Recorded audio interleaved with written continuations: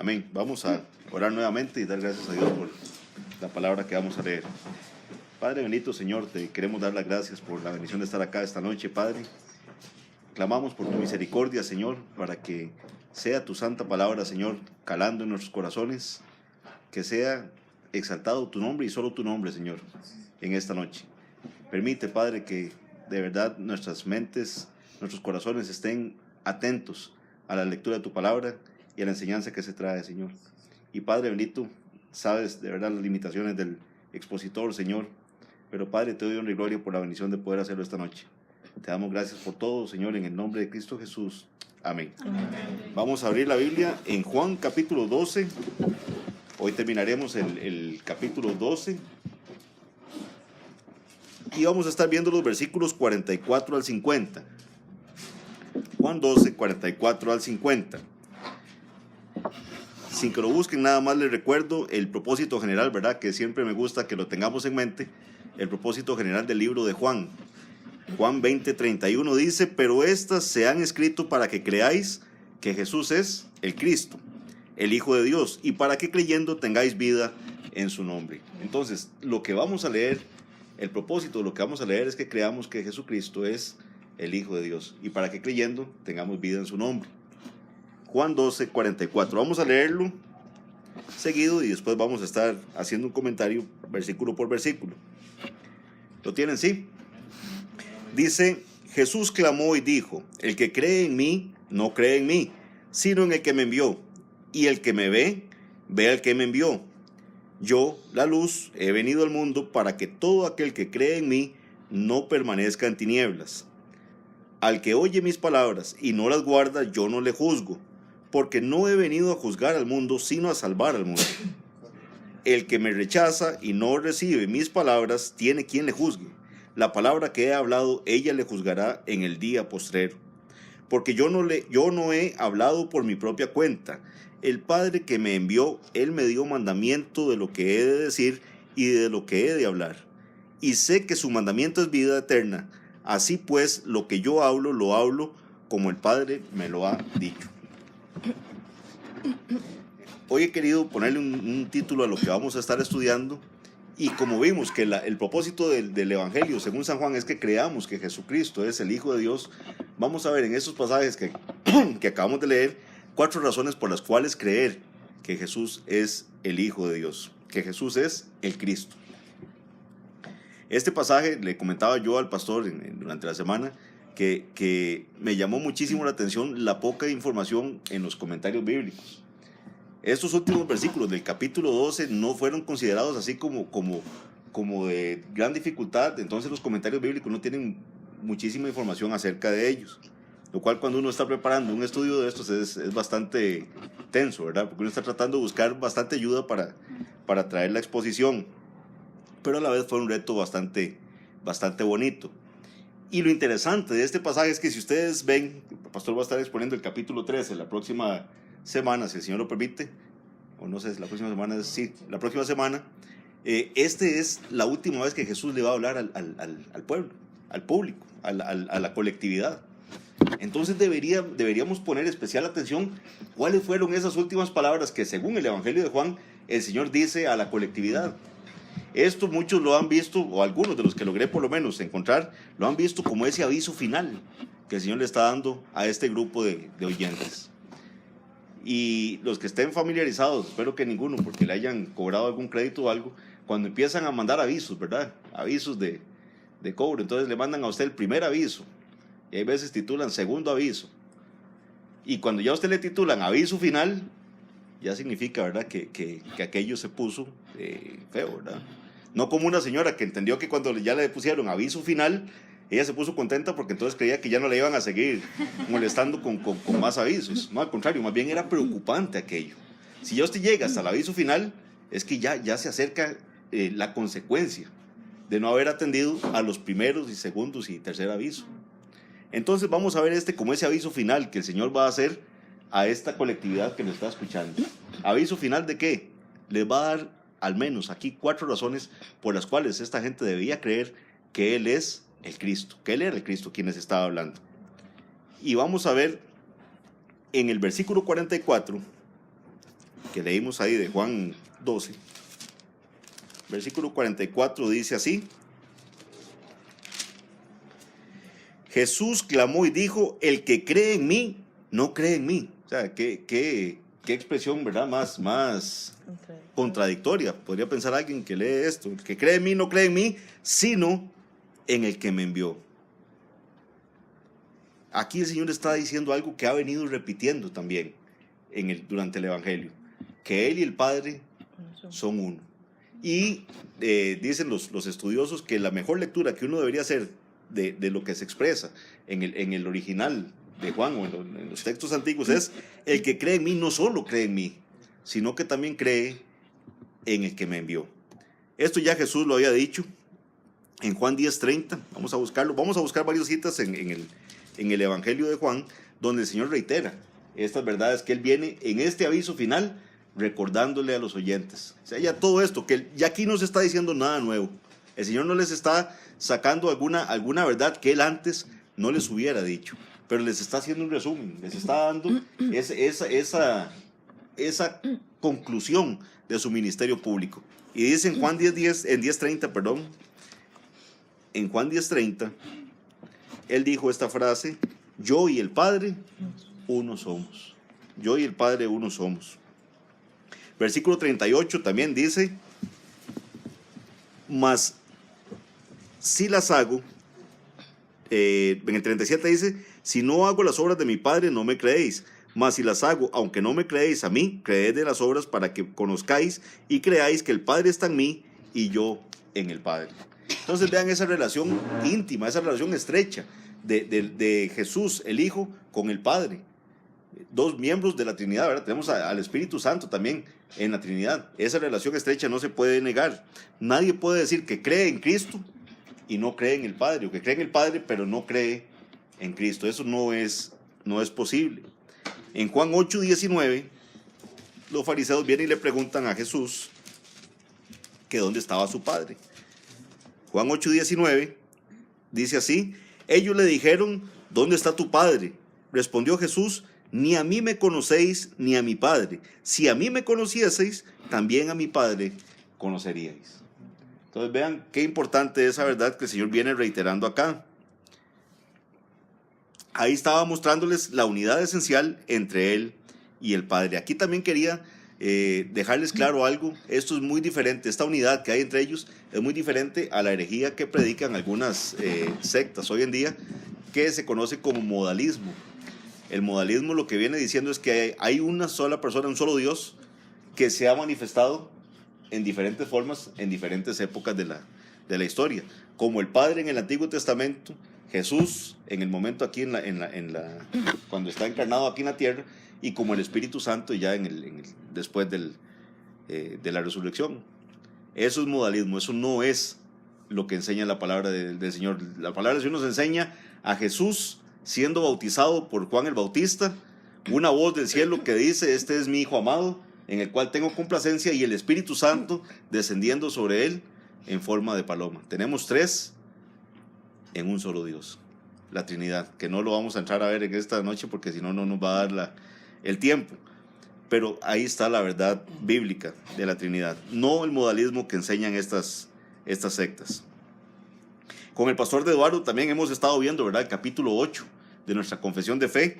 Con respecto en el párrafo 2 dice lo siguiente acerca del Hijo.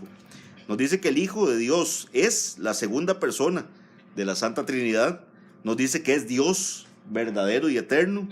Nos dice que es el resplandor de la gloria del Padre, consustancial con aquel e igual a Él, que hizo el mundo y que sostiene y gobierna todas las cosas que ha hecho.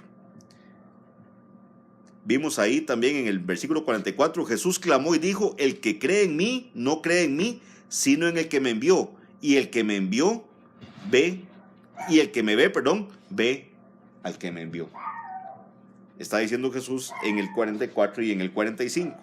Vean que aquí también hay algo que rescatar muy importante. Habla de el que me envió. Jesús está diciendo que el Padre lo envió a Él, que Él fue enviado aquí a la tierra.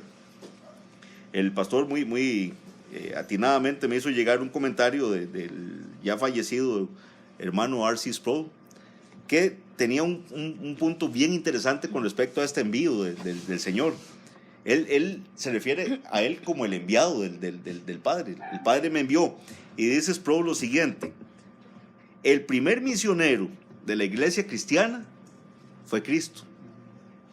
Y su misión fue establecida no como algo que se pensó después de la caída de la raza humana. O sea, no fue que el hombre cayó y entonces ahora sí, qué torta, y mandemos a Jesús a ver qué hace. Sino desde la eternidad, en lo que nosotros conocemos como el pacto de redención. Ese pacto de redención entre la Trinidad, donde el Padre da al Hijo esos elegidos para que Él sea cabeza de esos elegidos, y Él viene a pagar el precio, a hacer esa redención por ellos. Pero ya pactado eso desde la eternidad. Entonces, qué lindo ver a Jesús como ese primer misionero. Y el que me ve, dice, ve al que me envió. Es así como la primera razón, y los que les gusta tomar nota, la primera razón, según este pasaje, por la cual deberíamos creer que Jesús es el Cristo, es porque Él y el Padre son uno. Y así lo manifestó Él. No es posible negar la deidad de Jesús y a la vez decir que uno cree en el Dios verdadero. Y lamentablemente eso es lo que hoy en día predican muchos ahí, puerta por puerta, diciendo que sí, que ellos son defensores del Dios verdadero, pero niegan la deidad de Cristo.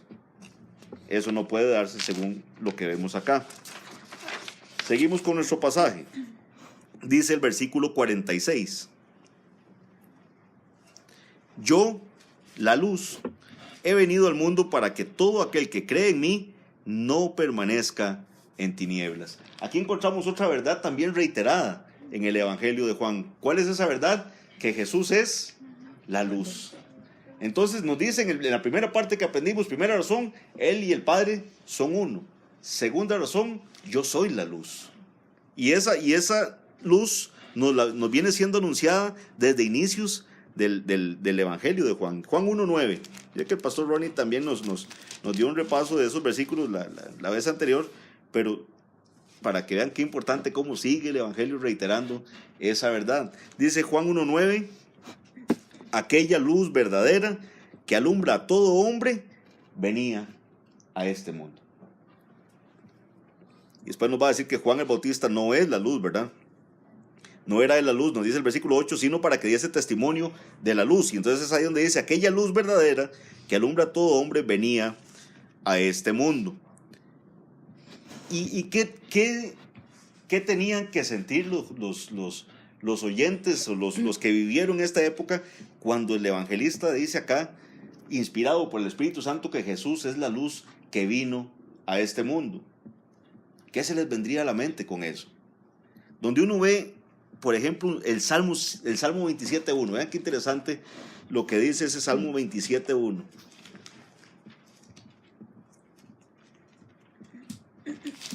¿Qué dice? Jehová es mi luz y mi salvación. ¿De quién temeré? Jehová es la fortaleza de mi vida. ¿De quién he de atemorizarme? Entonces Jehová es mi luz. Y nos dice el evangelista que Jesús, esa luz, venía a este mundo. Por eso es que al Señor le querían apedrear en múltiples ocasiones. Los judíos entendían que cuando Él hacía estas declaraciones de Él mismo, se estaba poniendo en el plano de Dios. Por eso les ofendía tantísimo. Dice Juan 8:12, porque uno podría decir, no, es que es lo que Juan opinaba aquí de Jesús. No, ve, Juan 8:12, Jesús mismo les dice lo siguiente. Otra vez Jesús les habló diciendo, yo soy la luz del mundo. El que me sigue no andará en tinieblas, sino que tendrá la luz de la vida. Y vean qué interesante también una realidad triste que nos percatamos en la lectura de este versículo y en el anterior. Quien no ha venido a esa luz, ¿en qué está? En tinieblas. Está en tinieblas. Y cada uno de los que estamos aquí hemos estado, o lamentablemente alguno estará aún en tinieblas.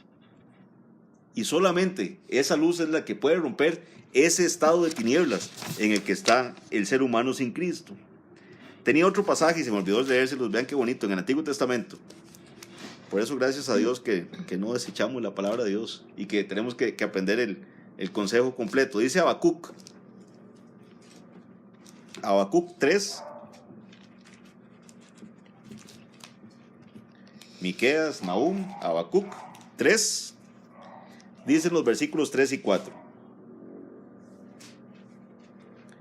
Dice: Dios vendrá de Temán, y el santo desde el monte de Parán.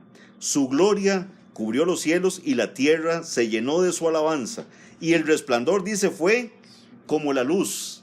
Rayos brillantes salían de su mano, y allí estaba escondido su poder.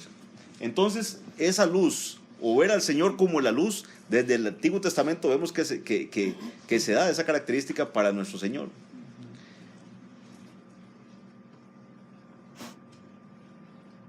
Dijimos que el ser humano sin Cristo está en tinieblas. Por eso es que no es casualidad que antes de la curación del ciego de nacimiento, ¿se acuerdan, verdad? Que también por la providencia del Señor me tocó exponer ese pasaje. Teníamos un ciego de nacimiento que fue milagrosamente sanado por el Señor. Y en Juan capítulo 9, ya que seguimos ahí en el Evangelio de Juan, ¿verdad? Juan capítulo 9, versículo 5, el Señor le dice, o el Señor dice lo siguiente: entre tanto yo estoy en el mundo, luz soy del mundo.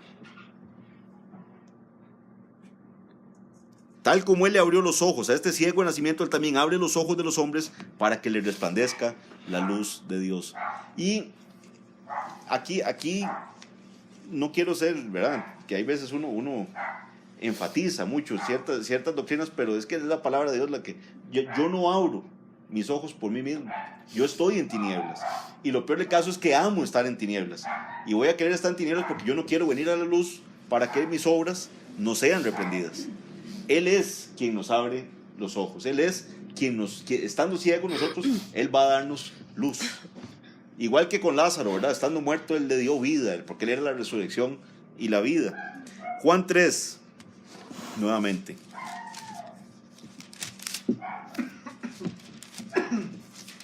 Juan 3, 19. Vean lo que dice. Y esta es la condenación, que la luz vino al mundo y los hombres amaron más las tinieblas que la luz. ¿Por qué? Porque sus obras eran malas. El hombre no ama la luz. El pecador no ama la luz. Esta es la condenación precisamente, que la luz viene al mundo y los hombres van a amar más la luz, más las tinieblas que la luz. ¿Por qué? Porque sus obras son malas. Porque todo aquel, dice el versículo 20, que hace lo malo, aborrece la luz. Esa es la reacción natural del hombre pecador, aborrecer la luz. Y la luz, aborrece la luz y no viene a la luz para que sus obras no sean reprendidas. No sé si había sido Spurgeon, en alguna vez leí creo que sí, que él decía que él agradecía tanto que el Señor hubiese venido a buscarle a él, porque si no hubiera sido así, él estaría alejándose cada vez más del Señor y amando cada día más esa distancia que hay entre él y Dios. Aquí claramente nos dice la palabra del Señor que el ser humano sin Cristo no ama la luz. Está en las tinieblas.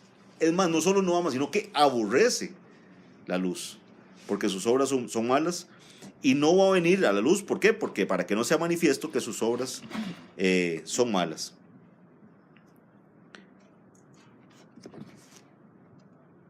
Eso es triste, ¿verdad? O sea, es una situación, es triste la condición pecaminosa, pero a la vez es de no cesar de darle gloria a Dios de que Él un día tuvo misericordia de nosotros y nos sacó de esa circunstancia y nos permitió ver la luz.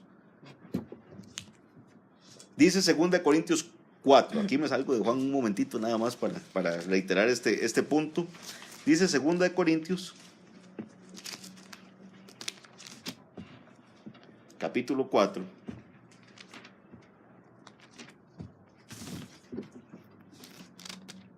versículos 3 al 4. Pero si nuestro evangelio está aún encubierto, entre los que se pierden está encubierto, en los cuales, dice, el Dios de este siglo cegó el entendimiento de los incrédulos para que no les resplandezca la luz del evangelio de la gloria de Cristo, el cual es la imagen de Dios. Vean qué triste eso. Lo cual también nos lleva a una verdad gloriosa. Si no fuera por la acción del Espíritu Santo regenerando nuestras vidas, no podríamos ver esa luz del evangelio. Estamos ciegos ante esa luz. Dice aquí que cegó el entendimiento de los incrédulos para que no les resplandezca la luz del evangelio. Solo una obra milagrosa del Señor puede hacer que usted diga, pero estoy entendiendo el mensaje del Señor. Gloria a Dios, porque entiendo que Cristo pagó ese precio por mí. No lo podría entender. ¿Por qué? Porque el hombre natural no entiende las cosas que espirituales. ¿Por qué? Porque eso se tiene que entender espiritualmente. Para él son locura. Para él son locura. Dice el 6, porque Dios que mandó que de las tinieblas, ¿quién mandó? Dios mandó que de las tinieblas resplandeciese la luz, es el que resplandeció en nuestros corazones para iluminación del conocimiento de la gloria de Dios en la faz de Jesucristo. Vean qué verdad más gloriosa. La segunda razón, según estos pasajes que acabamos de leer, por la cual tenemos que creer que Cristo, que Jesús es el Cristo, es porque Él es la luz del mundo. Seguimos adelante. Versículo 47. Al que oye mis palabras y no las guarda, yo no le juzgo. Porque no he venido a juzgar al mundo, sino a salvar al mundo. El que me rechaza y no recibe mis palabras, tiene quien le juzgue. La palabra que he hablado, ella le juzgará en el día postrero. Y aquí hay que explicar varias cosas. Porque leemos, qué extraño, pero el Señor es el que será el que va a juzgar. Eso lo hemos leído en Apocalipsis, sí, pero ¿en qué momento está Jesús diciendo eso? En el momento en que Él estaba aquí en la tierra predicando, ese no era el momento del juicio. Ese era el momento donde Él está predicando, donde Él está mostrándose al pueblo como el Cristo, como ese Mesías que había sido prometido, ese Mesías que no lo entendieron. Yo sé que me salgo un poquito aquí de Juan, pero creo que vale la pena. ¿Cómo debería haber estado un judío piadoso que el Señor en su misericordia le había salvado? ¿Cómo debería estar pensando en esa llegada del Mesías? ¿Cómo, a la luz de lo que había leído del Antiguo Testamento, de lo que venía haciendo los sacrificios y todo, cómo tenía que estar esperando a ese Mesías? Como lo hizo Simeón. Si vemos en Lucas, vamos a ir a Lucas un segundito. Estas son de las palabras que siempre que leo este texto hasta que se me eriza el pelo. Vean lo que dice aquí en Lucas capítulo 2. Lucas 2, versículo 25. Dice, y he aquí, había en Jerusalén un hombre llamado Simeón, y este hombre justo y piadoso. Vean qué bonito, justo y piadoso, dice. Pero esa justicia es una justicia del Señor, ¿verdad? Justo y piadoso. Como cuando el Señor se refiere a nosotros como los justos, no es nuestra justicia. Nunca pensemos en eso, ¿verdad? Es la justicia que el Señor nos imputa en Cristo. Porque ahí, si fuera por la nuestra, ninguno de nosotros podría estar en pie ante el Señor. Este hombre llamado Simeón, este hombre justo y piadoso, esperaba ¿qué? La consolación de Israel. Esa era la esperanza de él, la consolación de Israel. Y el Espíritu Santo estaba sobre él, y le había sido revelado por el Espíritu Santo que no vería la muerte antes que viniese el ungido del Señor. Y movido por el Espíritu vino al templo, y cuando los padres del niño Jesús le trajeron al templo para hacer por él conforme al rito de la ley, él lo tomó en sus brazos y bendijo a Dios diciendo, ahora, Señor, despides a tu siervo en paz, conforme a tu palabra, porque han visto mis ojos tu salvación, la cual has preparado en presencia de todos los pueblos. Y vean qué lindo lo que dice Simeón aquí, luz para revelación a los gentiles y gloria de tu pueblo Israel. Eso no lo pudieron ver la gente que lo tuvo al frente y vieron resucitar a Lázaro, lo vieron sanar al ciego. Cuando resucitó a Lázaro, ¿qué? Unos venían a buscarle, pero otros fueron a acusarle con los alguaciles y con los principales de la sinagoga. ¿Por qué no podían ver esto que estaba viendo Simeón? ¿Por qué su esperanza no estaba igual?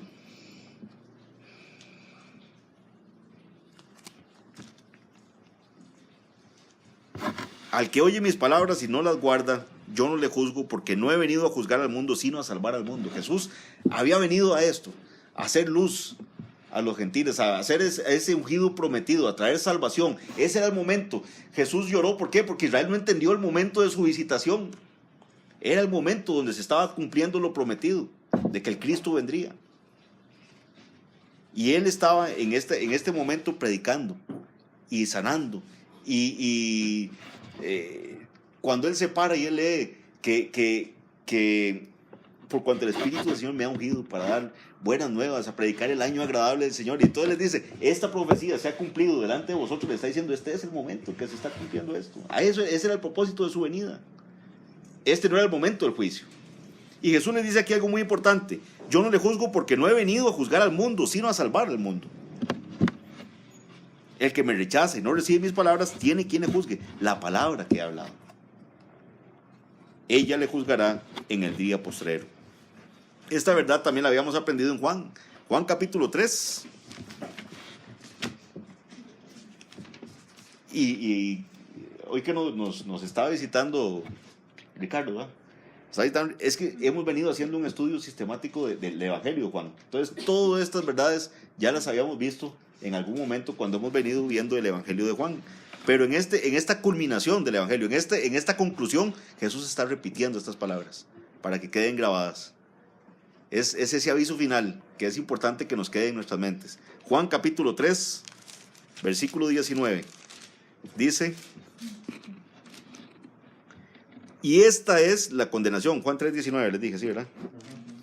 Juan 3:19. Y esta es la condenación, que la luz vino al mundo y los hombres amaron más las tinieblas que la luz, porque sus obras eran malas. Porque todo aquel que hace lo malo aborrece la luz y no viene a la luz para que sus obras no sean reprendidas. El 17 y 18 eran los que iba a leer. Dice: porque no envió Dios a su Hijo al mundo para condenar al mundo, sino para que el mundo sea salvo por él. El que en él cree no es condenado, pero el que no cree, ¿qué dice? Ya ha sido condenado, porque no ha creído en el nombre del unigénito de Dios. El solo hecho también de que él esté ahí en ese momento predicando y no le creyeran, ya esa es la condenación para esa persona. ¿Cuándo va a ser condenada esa persona? Jesús mismo lo dice: en el día postrero. En el día postrero. La primera venida de Cristo no tenía como propósito primario el juicio, sino el proveer salvación para sus elegidos, a través de su nacimiento, vida, muerte sustitutiva en la cruz y su resurrección. Juan 3:18 al 21 nos muestra que el concepto de juicio está implícito en la venida de Jesús, porque la luz divide a aquellos que vienen a ella y los que se esconden de ella.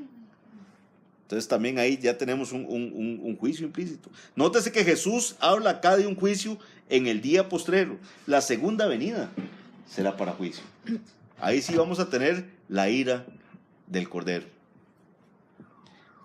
Hace poco el pastor Ronnie, con el estudio que estamos llevando en los domingos en la noche del libro de Oseas, nos recordó lo terrible que va a ser ese día. ¿Por qué? Porque Oseas hacía mención de cosas terribles que venían para el pueblo, y el pastor nos llevó también a ver en Apocalipsis cómo la gente, vale la pena que lo veamos un momentito también para que tengamos conciencia de eso. Apocalipsis 6,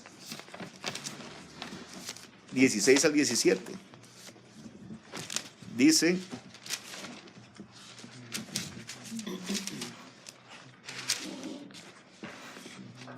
y decían a los montes y a las peñas: caed sobre nosotros y escondednos del rostro de aquel que está sentado sobre el trono, ¿y de qué? Y de la ira del Cordero.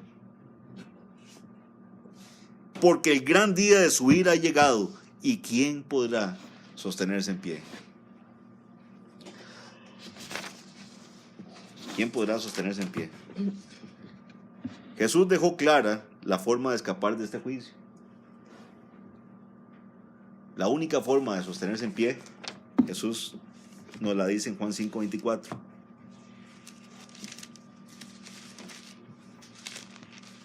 Y espero que cuando leemos estos versículos nos acordemos, cuando pasamos por ahí, en este estudio. Y si no, eso nos dice también lo poquito, ¿verdad?, que a veces somos para retener todas estas verdades, por lo cual es importante estarle repasando, estar leyendo bastante. Dice Juan 5:24, de cierto os digo, el que oye mi palabra, dijo Jesús, y cree al que me envió, tiene vida eterna y no vendrá a condenación. No va a estar en ese momento de la ira del Cordero, va a poder estar en pie, no por su justicia, sino por la justicia de Cristo. Y no vendrá a condenación, mas ha pasado de muerte a vida. Vean qué bonito esta verdad que el Señor revela aquí. Matthew Henry dice lo siguiente: aprendemos que el mandamiento de Dios, nuestro Salvador, es vida eterna, aunque la misma palabra sellará la condenación de todos los que la desprecian o la rechazan. Es palabra de vida eterna. Jesús lo dijo así, dice el versículo que leímos, el que cree en mí, dice, al que oye mis palabras y no las guarda, yo no le juzgo, porque no he venido a juzgar al mundo, sino a salvar al mundo. El que me rechaza y no recibe mis palabras, tiene quien le juzgue. La palabra que yo he hablado, ella le juzgará en el día postrero. J.C. Ryle dice lo siguiente, que es otro comentarista cristiano: hay un juicio venidero. Que esa es una verdad. O sea, yo sé que en el contexto que estamos aquí no es algo nuevo, lo hemos sabido, lo hemos leído, pero lamentablemente eso no se predica en muchas iglesias hoy en día. ¿Por qué? Porque es nocivo para la gente, puede asustarse la gente, puede preocuparse. Yo necesito predicar algo que ustedes se sientan bien. Ese es el pensamiento de muchas iglesias hoy en día, y es lamentable, porque Jesús habló de un juicio venidero, habló de que sería juzgado en el día postrero ese que no guardó su palabra. Hay un juicio venidero. Los hombres tienen días de ajuste de cuentas, y al final Dios también tendrá el suyo. Sonará la trompeta, los muertos se levantarán incorruptibles, la vida será transformada. Toda persona de todo nombre, pueblo, lengua y nación se presentará ante el tribunal de Cristo. Se abrirán los libros y se presentarán las pruebas. Nuestro verdadero carácter quedará expuesto ante el mundo. Nada se ocultará ni se encubrirá, nada se podrá camuflar. Todo el mundo rendirá cuentas ante Dios y será juzgado según sus obras. Los malos irán al fuego eterno y los justos a la vida eterna. Estas son terribles verdades, pero son verdades, y es preciso decirlas. Entonces, la tercera razón por la cual debemos creer que Jesús es el Cristo es porque rechazar su palabra significa enfrentar el juicio en el día final. Finalmente, versículos 49 y 50.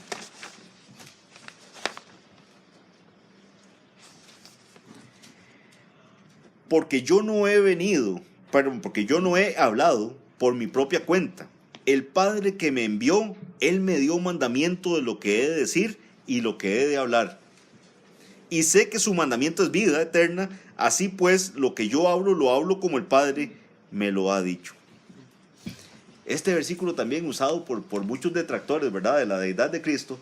Dice, no, pero ahí, mire, Cristo no es Dios, porque vea que Él está hablando de lo que el Padre le dijo que dijera. Y efectivamente, y los oyentes de aquel momento tenían que estar sus mentes también volviéndose a lo que habían estudiado de Moisés. ¿Qué dice Deuteronomio capítulo 18, versículo 18? Vean qué interesante esto. Deuteronomio 18, 18.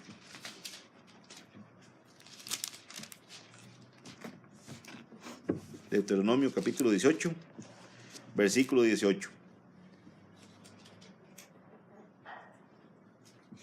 Viene el Señor y le dice esto a Moisés: profeta les levantaré de en medio de sus hermanos, como tú, y pondré mis palabras en su boca, y él les hablará todo lo que yo les mandaré. Vean qué bendición esto. ¿Qué está diciéndole Jesús con esto? Es eso que ustedes leyeron ahí. Esas palabras que el Padre me dio, lo que les estoy diciendo. Cuando llegan los fariseos e interrogan a Juan el Bautista, ¿se acuerdan que le hacen dos preguntas? ¿Usted es el Cristo? Dicen, no. Está el profeta, entonces. Porque ellos entendían que eran distintos y no entendían que esas dos iban a confluir en una persona y esa persona era Cristo. Porque ellos esperaban también este profeta que el Señor le había prometido a Moisés, que se iba a levantar profeta, que iba a traer las palabras que el Padre iba a poner en él.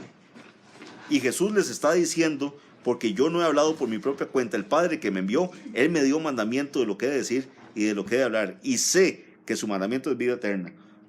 Así pues, lo que yo hablo, lo hablo como el Padre me lo ha dicho. En otras palabras, yo soy ese profeta. Yo soy ese, a quien está hablando las palabras que el Padre le ha dicho. Pedro le dijo a Jesús algo muy lindo en Juan 6:68. Juan capítulo 6, versículo 68. Dice así. Leamos el 67 porque todo el mundo dice ay, ¿verdad? Qué pregunta más grosera les hizo Jesús allá a los discípulos. Estaba llenos, un poco de discípulos se fueron, ¿verdad? Porque las palabras de Jesús eran duras y lo abandonaron, ¿verdad? Cuando Él está diciendo todo, dice, yo soy el pan del cielo, y toda esta predicación que viene después, que la gente le empieza a buscar, porque estaban buscando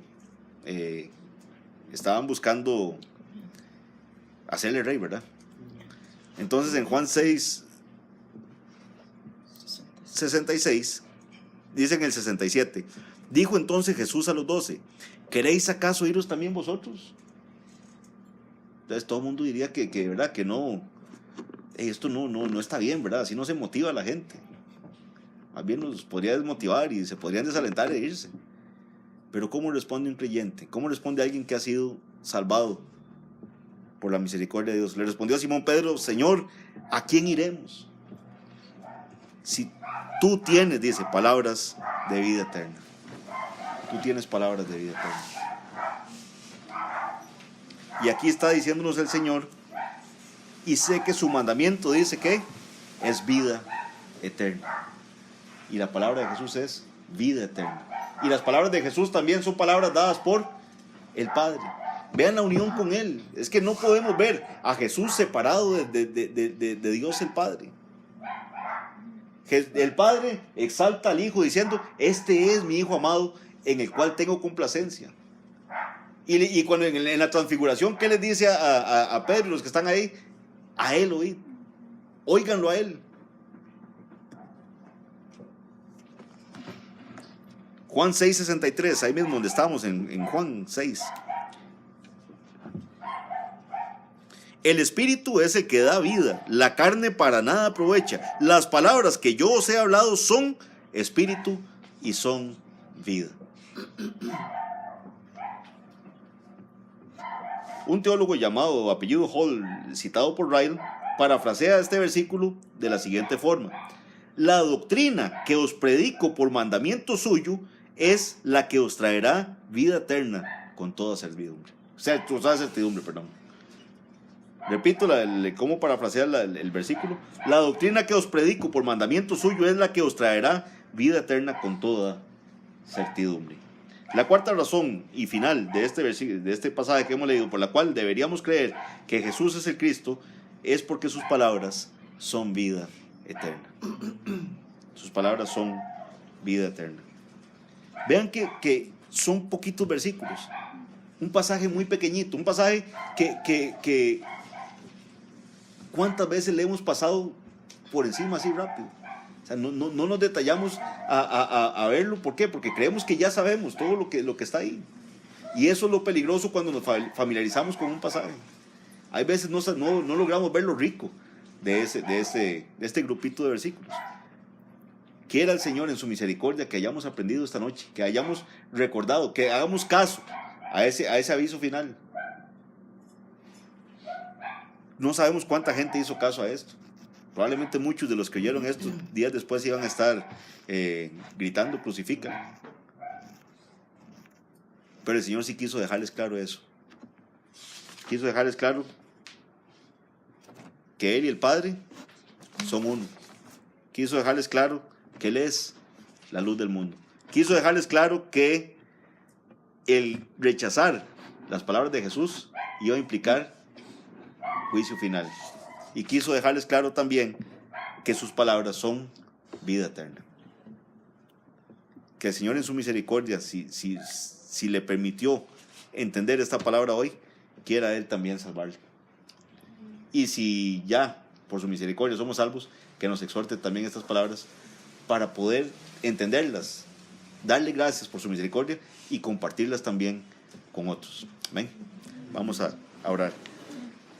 Padre bendito, Señor, te doy las gracias, Padre. Gracias porque tu palabra es clara, gracias porque tu palabra es viva, es eficaz, Señor, y es más cortante que toda espada de dos filos. Ayúdanos, Señor, a estar anhelantes, Señor, de verdad ver tu propósito cumplido como lo estuvo Simeón, Señor, en el pasaje, que anhelaba, Señor, ver el cumplimiento de tu palabra. Permítenos nosotros también tener ese sentimiento de alegría, ese sentimiento de expectativa, ese sentimiento de confianza en que tu propósito será cumplido, Señor. Y Padre, te damos gracias porque has tenido misericordia, Señor, de que podamos reunirnos esta noche a estudiar juntos tu palabra en un ambiente de libertad, Señor, en un ambiente, Señor, que no muchos otros países gozan. Ayúdanos a ser agradecidos contigo, ayúdanos a ser hacedores de tu palabra, Señor, y no tan solamente oidores olvidadizos. Te damos a ti la honra y a ti la gloria en el nombre de Jesús. Amén. Amén.